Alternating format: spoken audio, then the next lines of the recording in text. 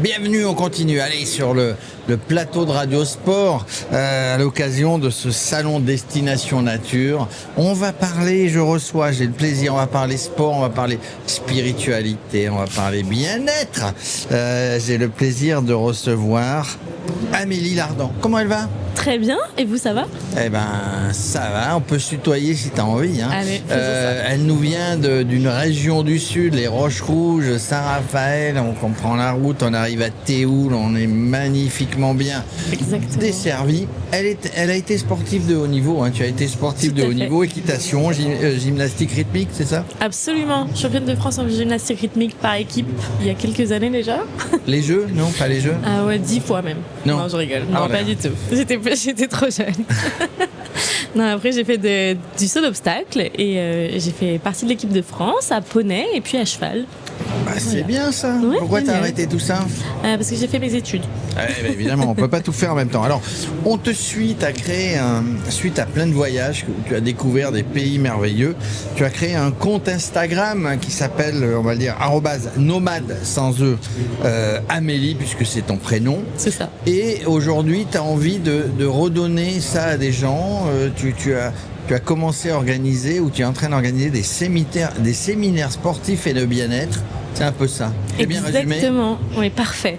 En fait, l'idée, c'est que moi, le voyage, ça m'a transformée et j'aimerais partager ça un petit peu à d'autres personnes en organisant ce que j'appelle des retraites, donc des séjours, avec un thème sportif, puisque le sport fait partie de ma vie et que ça m'a aussi transformée, bien sûr, et un thème de bien-être, donc yoga, méditation, breathwork, qui est très à la mode en ce moment. Voilà. Alors, on reviendra un petit peu sous ça parce qu'il y a des objectifs, évidemment, pour ceux qui vont venir avec toi. Mais voilà, tu as voyagé, tu es parti à l'aventure, tu es une aventurière, une exploratrice. On peut dire ça. Je le dis. Merci. Oui, j'ai beaucoup voyagé. J'ai commencé quand j'avais même pas 20 ans en Inde. Je suis partie 2 mois en Inde. Toute seule. Toute seule. Sans peur. Sans peur. Mon père avait plus peur que moi, je pense. Mais moi, ça allait. Et ensuite, je suis partie en Australie, comme beaucoup de personnes. Après l'Australie, j'ai fait un petit peu de voyage en Nouvelle-Zélande. Tout ça s'est enchaîné. Hein. C'était même non, voyage. Entre-temps, j'avais un peu de bout d'études. À Paris, ouais. Après, j'étais pas à Paris, mais... Enfin, j'étais à Lyon dans mes études. Lyon, pareil. Et puis après mon master, je suis partie 6 semaines toute seule en sac à dos en Norvège et j'ai fait beaucoup de randonnées. Ça m'a transformée. C'est vraiment le voyage qui a changé ma vie, je pense. Et c'est vraiment le voyage qui m'a fait découvrir tout ce qu'il fallait derrière pour évoluer et qui m'a donné envie de faire plus de voyages. Donc là, je reviens d'1 an et demi où j'ai fait un peu l'Asie, plusieurs pays en Asie, la Nouvelle-Zélande. De voyage. Etc. Alors, l'objectif quand tu partais, c'était de découvrir l'aventure, on regarde, mais c'était aussi un petit peu se recentrer sur toi, peut-être, pour se découvrir finalement. Tout à fait. En fait, en Norvège, quand je me suis retrouvée toute seule pendant 6 semaines, j'étais toute seule en randonnée et ça a été un travail d'introspection, je pense, plus efficace que quelques années de psy. J'ai fait aussi de la psy. Ah bah. Je tiens pas à dire que ça remplace. mais oui, on se retrouve tout seul, on réfléchit beaucoup. Après, il y a plein de voyages où on est tout seul et à la fois pas tout seul parce qu'on rencontre plein de personnes. Ah bah évidemment. Mais oui, c'est vraiment l'idée que ça nous transforme. C'est plutôt extraverti qu'introverti. C'est pour ça que tu rencontres des gens. Donc, tu découvres et tu te dis, ça, c'est pas un bon mot, mais je vais l'industrialiser, je vais faire profiter de mon expérience les autres et je vais organiser des retraites sportives et pour le bien-être. Exactement. L'idée, c'est vraiment de transformer les personnes et pouvoir faire en sorte qu'ils voyagent, qu'ils se découvrent et qu'ils se transforment comme moi, j'ai pu me transformer. Alors, du coup, tu organises ça, tout est clé en main, les gens vont partir avec toi. 8 maximum, il ne faut pas être trop. Exactement. Et du coup, il y a des destinations fétiches ou il y a des endroits où il faut aller dans tes retraites ? Alors pour l'instant non. Moi l'idée c'est quand même d'avoir des endroits qui sont pas trop touristiques. Donc par exemple l'Indonésie c'est un endroit que j'adore et où j'ai envie de faire des retraites, mais pas à Bali, plutôt dans des îles un peu moins connues. Comme ça permet aussi aux gens de découvrir des lieux qui sont pas connus et aussi on sera plus tranquille. Alors on sera plus tranquille. Alors objectif, tu montes le truc, on s'inscrit avec un objectif. L'objectif c'est de introspection, de regarder, de parler un petit peu aux autres qui sont là, mais de finir en sortant de là et de dire je me suis découvert, maintenant je me connais mieux. Oui, l'idée en fait c'est vraiment d'avoir un moment où on prend du recul sur sa vie quand on est dans des phases de reconstruction, de changement, de rupture que j'ai vécu il y a pas longtemps. Voilà, on par est viré exemple. de sa boîte. On est perdu Ou les dans deux son en même travail, temps. on sait pas trop quoi. Et en fait, le fait de prendre du recul, généralement on trouve plein de réponses à des questions qu'on a, ou même quand on n'a pas de questions, mais juste qu'on n'est pas bien.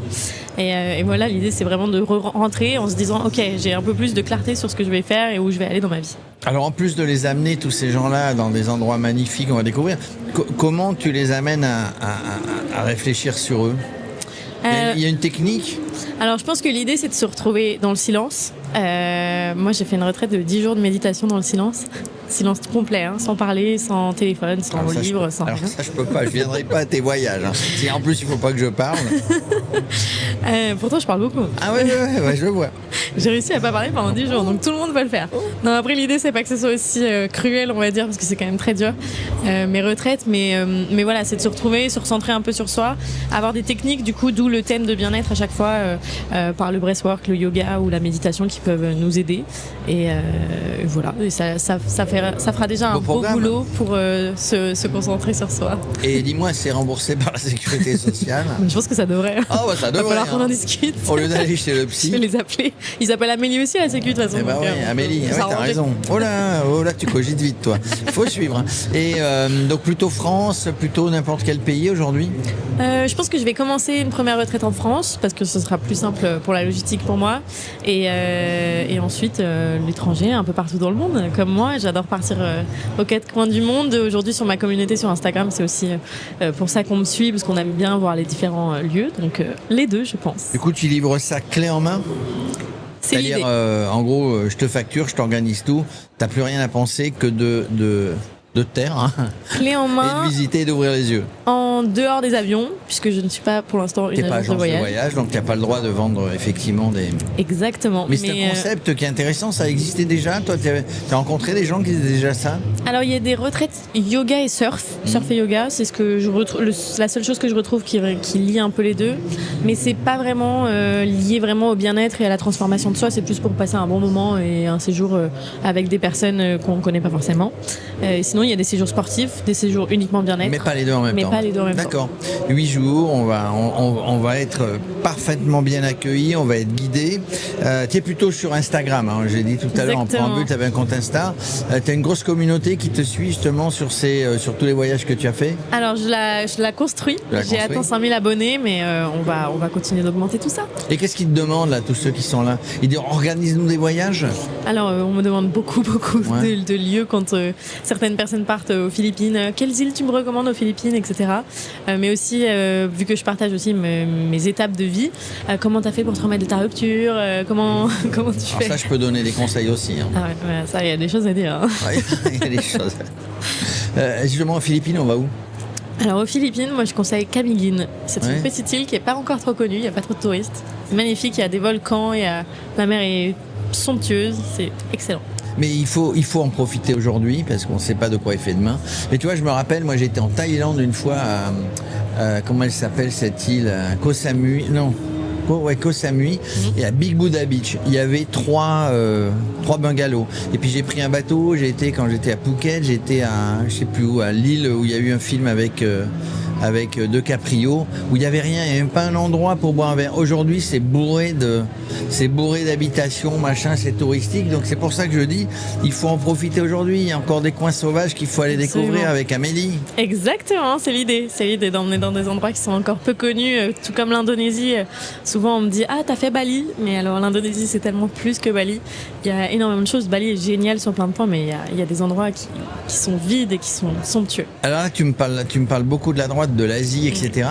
Côté gauche, Amérique du Sud, ces endroits-là. J'ai jamais fait l'Amérique du Sud et c'est dans mes objectifs, prochains. Parce que tu ne t'empêches pas, tout en montant ça, et ça va bientôt démarrer, on est dans les starting blocks, de voyager quand même toute seule et d'aller voir des choses par là-bas. Absolument. Et puis je pourrais continuer la logistique de mes retraites de n'importe où, donc c'est l'avantage. Ouais, qu'est-ce qui te fait rêver là? Qu'est-ce qui te ferait rêver, prochaine destination que tu n'as jamais fait? Je dois aller à gauche du coup? Non, tu vas où tu veux. De partout. J'adorerais aller au Japon. C'est vrai. Ouais, il y a les cerisiers en ce moment, bientôt, c'est bientôt là. Ouais. Les cerisiers fleuris. Et après, pour la culture, pour le bien-être, pour la méditation, les Japon. Je sais pas, c'est compliqué. Je suis pas sûre pour la culture, le bien-être. Si, la culture, mais le bien-être, la méditation, quoique si aussi.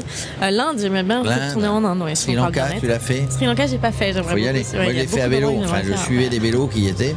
Il y a plein d'endroits à découvrir finalement dans le monde. Après, j'ai très envie d'aller dans les Galapagos. Ouais, parce que c'est de l'autre côté, ça. Je suis passionnée de plongée, mais ouais. Il va falloir que je trouve un on réfléchit quand on est en bas à 20 mètres sous l'eau. C'est la meilleure méditation. Au moins on se tait, ça c'est sûr. Exactement. On se tait et on regarde les poissons et je pense vraiment que c'est la meilleure méditation qui existe. Bon, en tout cas, il y a plein d'endroits. Moi, je vous invite à le suivre, je le redis.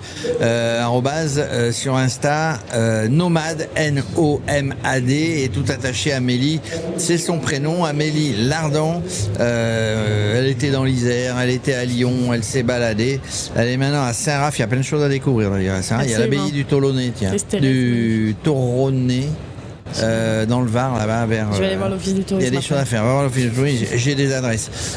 Merci en tout cas, Amélie. Tu nous as fait rêver. Beaucoup. Et si on a envie de se retrouver, se faire une introspection de soi-même, de pas parler, c'est pas pour moi. Vous allez avoir sur son compte Instagram. Elle va vous organiser des trucs clés en main. Vous allez kiffer, comme ils disent les jeunes. Merci, Amélie. Merci beaucoup.